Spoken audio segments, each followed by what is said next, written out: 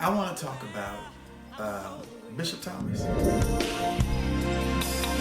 I have had my mind spun around in space. Yet I watched it growing and oh. When we moved here in 2005 on my birthday, the first thing my mom did was get our luggage, and then she searched for a church home.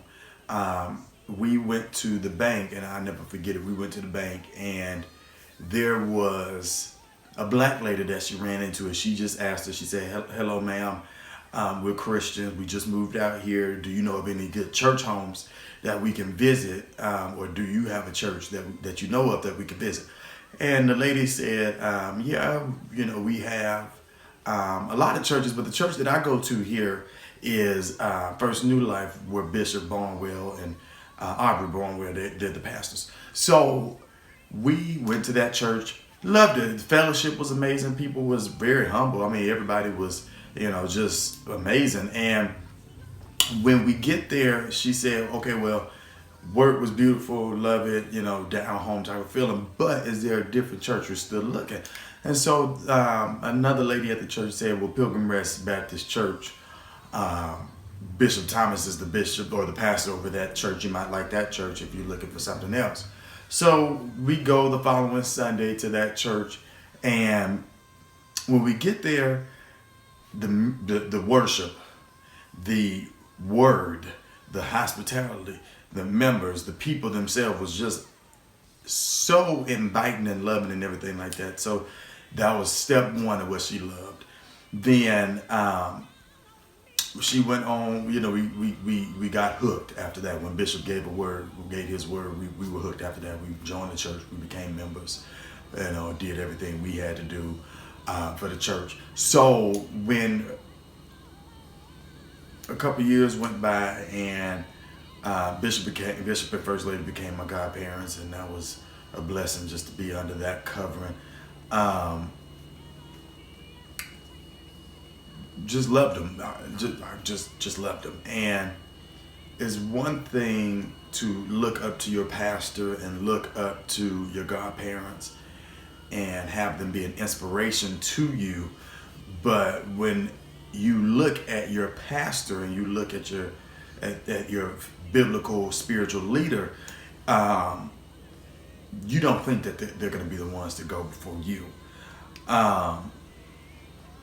When I got word that he had passed, the day he had passed, my battery in my truck started smoking, and it started smelling. And I'm, rushing around needing money. I need to go get some money and buy this battery, go to a 24-hour AutoZone, get a new battery and everything, and get home. And I post on Facebook that, excuse my language, but I'm like, these were the two worst fucking hours of my life. Like, goddamn.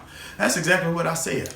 Now, when I said that, I'm concentrating, focusing on the battery that I just bought, trying to get in the jump, trying to get home after work, being an issue and stuff like that, whatever.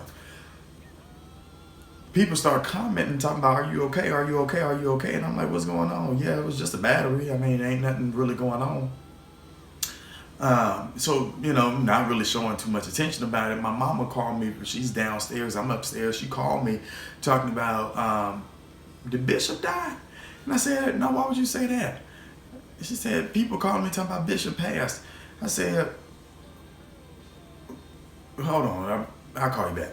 So I get I get on the phone, and I called my grandmother, First Lady's mother.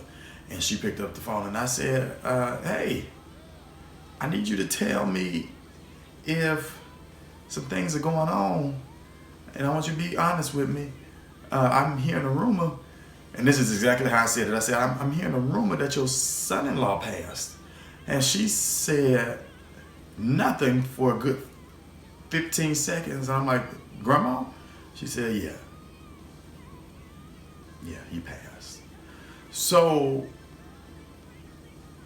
I'm having a panic, anxiety attack, whatever you want to call it. I'm stretched out on the floor crying. I'm trying to figure out why in the hell. I went on Facebook Live trying to figure out why is this happening. Like, what would cause Bishop, I mean, I know what happened, but what would cause him to be gone? I mean, what? He was just preaching. But I was trying to figure it out. I'm like, what? So I'm just, all over the place. I'm running here, running there, running here, running there, running here, trying to figure out what to do. Texting First Lady, like, what do you need? I'm on my way. Tell me what you need. I need to do something. I need to help.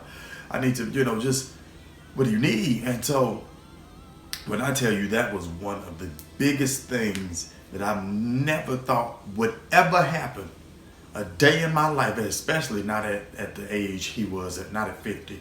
That blew my mind. And I can honestly say, I love that man. Not only was he my godfather, not only was he my pastor, but he genuinely did care. And I'm mad we fell out. That's a different story for a different day. And I'm blessed and glad we made up.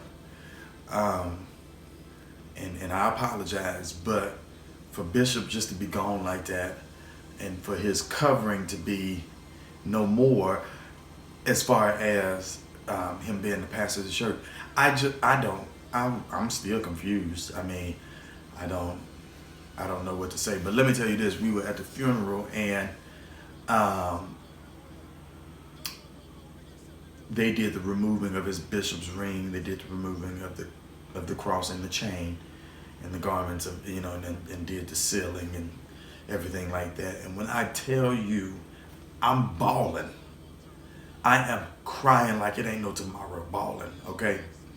And when one of my friends was sitting behind me, and they were like, oh, his nose is bleeding. Now I'm just thinking, because when you start crying, you crying and snot coming out your nose. I'm just thinking that's what it is. But when I tell you, blood started coming down my nose. They had to call the nurse and stuff over there, and blood was on the floor. They passing me tissues and stuff, and I'm like, what's going on? And then my mama like, sit down, put your head back and everything. I'm like, good Lord. I said, I ain't never cried over somebody like that at a funeral before, to where my nose started gushing blood. I said, well, shoot, ain't that something? I said, well, I know I'm going to miss him, and I love him, but damn, blood just gushing. I'm like, what the... I don't know. But I say all of this to say, Bishop, let me look at the camera.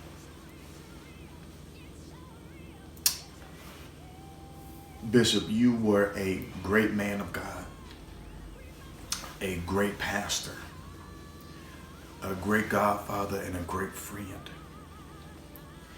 I love you dearly. I really do.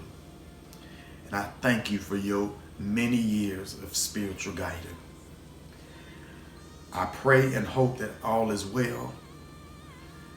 I pray and hope that your family, First Lady, everybody is okay. I didn't think this day would ever come, but now that it's here, all we gonna have to do is pray. You led us strong. You led the community strong. You were a great believer of Jesus Christ, and that will never be forgotten. Bishop Thomas, we love you. I love you. And you will never, you personally, not just your legacy, not just the sermons that you preach, but you personally will not be forgotten. I love you. And it was a pleasure just to be under your anointing.